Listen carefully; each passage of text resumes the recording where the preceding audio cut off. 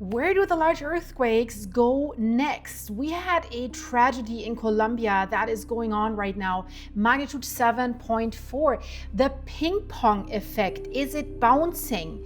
You might wonder, what is she talking about? So that's what you've been calling it in the comments of my last video about the horror in Colombia. And it's a question that I've been getting from my viewers more than any other question. So let me answer it properly in this video. And it's actually very, very interesting. So the ping pong effect is basically the idea that earthquakes are bouncing. You hear me right, bouncing. So that the pressure hits Venezuela, ricochets to Tobago, and then lands on or under Colombia. So basically like a ball knocking around the map, each one setting off the next. And if that were true, it would mean that you could look at the pattern and then guess where it strikes next. Is that the case, guys? Half of that is wrong, I tell you right away, but the other half is worse than you actually think. So now look at this. 3 events side by side. On June 24th, we had a magnitude 7.2 that struck northern Venezuela, and only 39 seconds later, we had a 7.5 that struck almost at the same time, just a few miles east. So for now, the numbers, and they're still increasing, we lost more than 5,200 people. And then only on July 20th, magnitude 5.4 near Tobago, 45 miles, that's 73 kilometers down. Thankfully there, nobody hurt. Then this Monday, Colombia, magnitude 7.4, very catastrophic earthquake. More than 34 million people in 4 countries felt it. And I mean, you see the damages. I'm showing you the damages from this one behind me and the new videos because they're crazy. The videos from this earthquake are crazy because I don't know what this earthquake did different. We'll look into this in another video. I don't know, I know it, but I'm not telling you in this video. Everything looks like it's like chewing gum, so gummy, wobbling, nothing's shaking hard. So first I thought that must be AI until I looked into it. So that's why I made the videos that I did. So I'm showing you the latest ones while I'm talking here. So with the earthquakes bouncing 3 countries, 7 weeks, it looks like something is walking across the map if you actually put these dots on the map. So let's test that theory. Here they are stripped down to what actually matters in my opinion. So Venezuela's quakes, they were the Caribbean plate grinding east past South America.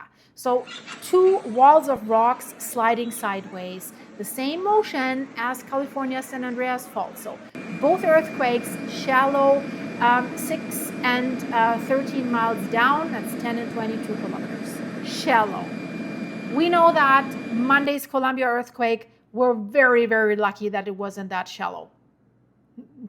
It's because, and that sounds crazy, this wasn't the worst case scenario, what we see from Colombia right now, what could have happened. So Colombia earthquake was the sunken Pacific Ocean floor that was tearing apart at a depth of 66 miles, that's 107 kilometers, underneath the country, not at the offshore subduction zone.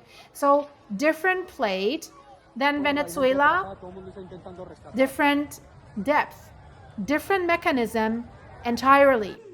And look at the bottom of that graphic. It's 650 miles apart. That's 1,000 kilometers, guys. That's a long way. So that number is the whole argument. Because when one earthquake genuinely does load up, the next one basically, it works close in. What do I mean with that? Well, it's a fault nudging its neighbor. We know that this is possible. It has happened in the past, but you know, tens of miles, sometimes a couple of 100 miles, but not across a continent. So Venezuela did not cause the Colombia earthquake. Nothing bounced here. So But there's a point where your instinct asking this was right, and that is actually the fact or the part of it that's worth sitting with it. Because inside Venezuela, the chain is real. It is. So watch this next one, because every mark on it is a rupture on the same structure. So that fault system runs 810 miles across the north of the country. That's roughly 1,300 kilometers. So from the Andes to the coast and then outwards to Trinidad. So we can say this is one connected chain. So researchers hold that chain responsible for most of the magnitude 7 and larger earthquakes that Venezuela has recorded since the year 1530. That's probably when they started recording.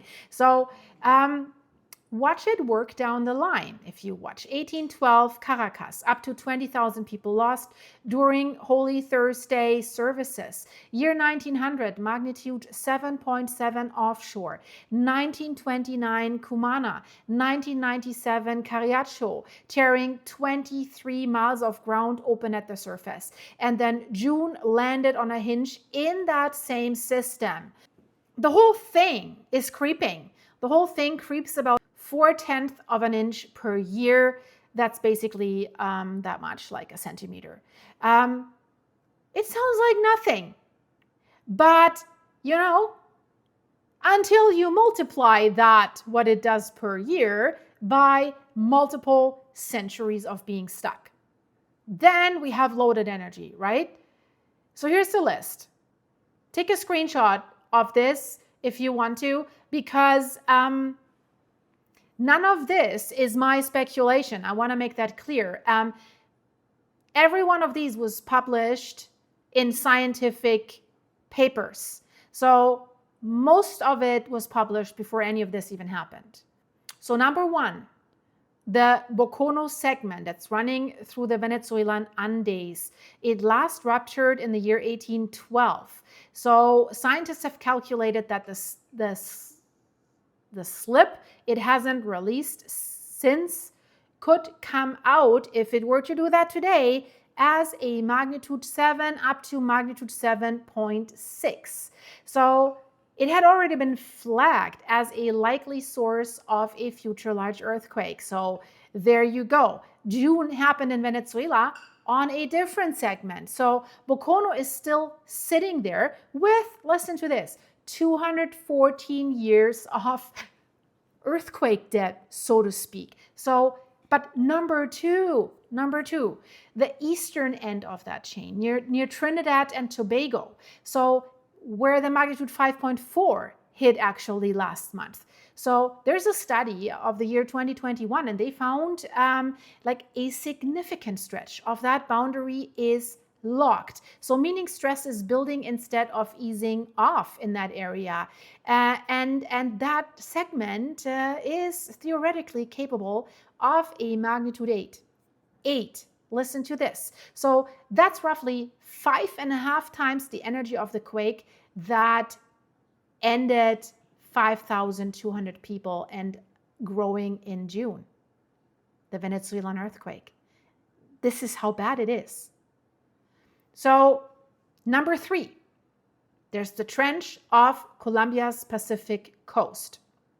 Let's get back to the map for a second. So that dashed line that is running down the left is the one that actually nobody talks about right now. It let go in 1906 along more than 300 miles, that's roughly 500 kilometers, at close to a magnitude 9. And it sent a wave across the entire Pacific. Tsunami, of course, we know. The subduction zones along the Pacific Ring of Fire, if they have a megathrust earthquake like this, they produce tsunamis. So it has never fully released since then. So, and it did not move on Monday. It was not the culprit, thankfully. It wasn't the culprit. So no subduction zone earthquake in Colombia on Monday. Strike slip. That's your answer for this region. It's not a bounce. It is actually a cue. But here's the bigger version of the question. that we need to talk about, definitely, because that's the one that we always see that is being fed to you guys out there by the news and by other YouTubers. So, can an earthquake in South America set off another earthquake in Japan, Alaska, or California? Because Pacific Ring of Fire, Pacific Plate. So, not the way that people think or mean. We do know seismic waves from like big fault ruptures actually really do travel around the whole planet. Yes, they do, and we can measure that. And they can genuinely tickle faults on the far other side. That part is already documented, so we don't really need to talk or discuss much about that. But what sets it off is like small tremors in places that are already primed. So not magnitude 7s. There is no mechanism that lets that's a slab tearing under Colombia load a fault that is 8,000 miles away. No way. The Ring of Fire, I want to make that clear so that we understand why that's not it's not a circuit. It is a shape on a map. That's a difference. So the edge of the Pacific, where a lot of separate boundaries happen to run, they do not talk to each other. Thankfully, please, none of them, please do not talk to the Cascadia Fault, right? But we do know that the San Andreas Fault and the Cascadia Fault have talked in the past because they overlap a little bit, so to speak, almost at the northern end of California and the southern end of Oregon on the west coast. So, but again, at the Pacific, Ring of Fire, not a circuit shape on the map. And I'll explain what that means. And I'm giving you now the number that ends that argument. Look at this. So on average, this planet produces 15 to 16 magnitude 7 earthquakes every single year, roughly 1 magnitude 8. That's the baseline, guys, and it always has been. So that means a 7-week window with several big ones in it isn't a signal. It's arithmetic if you know a little bit about math and statistics. I studied this, so I know a little bit about that. So it's arithmetic. The clustering is real. But it's clustering in your attention, guys, not in the crust. So actually what changed this year, it's actually not the Earth. It's that the big ones landed on densely populated cities. Think about that. Go back to the 3 events one more time that everyone's so curious about right now, right? Magnitude 5.4 near Tobago didn't end anybody. Magnitude 7.5, 7.2 in Venezuela. 5,200 people and growing. I mean, the early estimates were up to 100,000 people. Hopefully that will not be the case. But again, same plate boundary like Tobago. Difference was depth and where people happened to be standing, right? Where it was. So makes a big difference. So if you want to know where to watch out for the next big earthquake, do not watch the Pacific. Do not watch out for a pattern. There isn't one. There just isn't. So watch the 3 places where somebody already did the math and then published the number. That's my suggestion, right? And on that Trinidad segment, the researchers were careful about what they could and couldn't say. So the risk isn't imminent in any predictable sense. It is structural and it is real. Nobody gets a date, unfortunately, but they only tell you, and this is good, which faults are already loaded, and then everyone waits, which is shizzy. we're sitting in shizzy and waiting for it to hit the fizzy, what we can say. We do know the San Andreas Fault is locked and loaded. We do know where it's locked and loaded the most. We do know the Cascadia Fault is overdue and it's locked and loaded. We know it has several segments. We just don't know where it will rupture. Will it rupture all at once? Will it not rupture for the next 10, 20, 30, 50 years? We can give it probabilities, right? There's so many faults on Earth where we know that. But that's all we know for now. I think things will change rapidly in the next few years because of supercomputing and AI. We will know more pretty soon. I am confident, guys. And of course, I will report about this. But if you want to see more about this destruction and the horror that's going on in Colombia and these crazy videos, really, really crazy videos, then check out the videos here. Guys, stay safe. Be aware. Take care of yourself. Bye-bye.